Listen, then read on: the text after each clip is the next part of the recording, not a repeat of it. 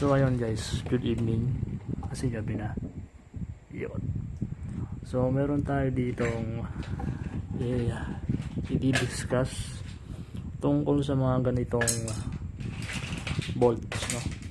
So meron ditong mushroom ng mga ganitong bolts na nilalagay sa spacer.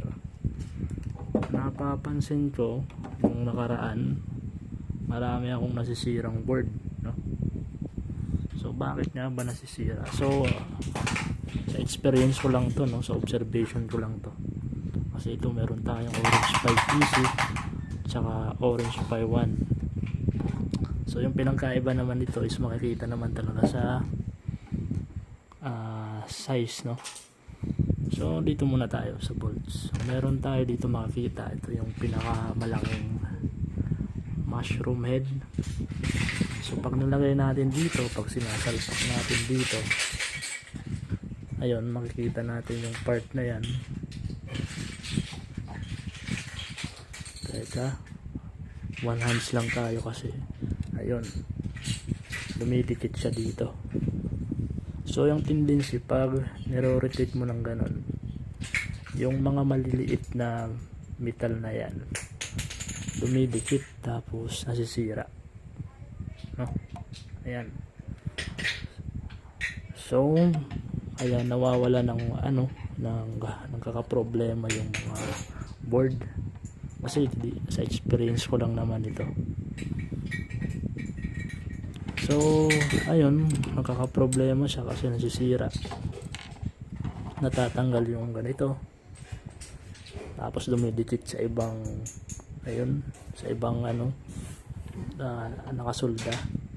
Tapos dito naman di kasya, hindi din dito kasya.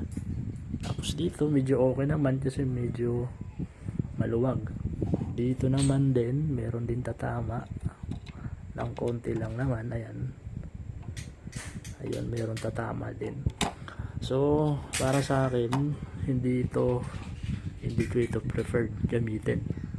Mas okay to yung maliit lang kasi mas efficient siya gamitin, tapos hindi makakaproblema yung board natin. O diba, meron na siyang space. Okay to sana pag gagamitin mo to sa malalaking board katulad dito sa Orange Pi PC, no? Salpak lang natin dito kasi mas malaki yung space nya. Ay nako, ang hirap naman pag one hands. Ayan,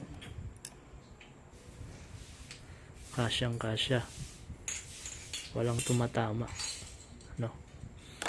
Isa pa,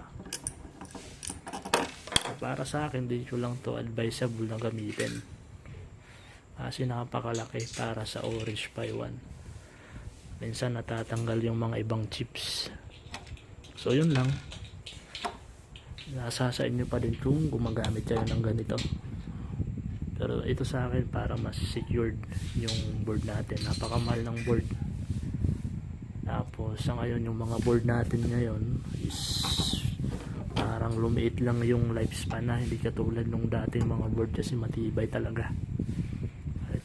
Ito parang na to 4 years na to sa akin, 4 years or 3 years yun. So yan lang guys, thank you.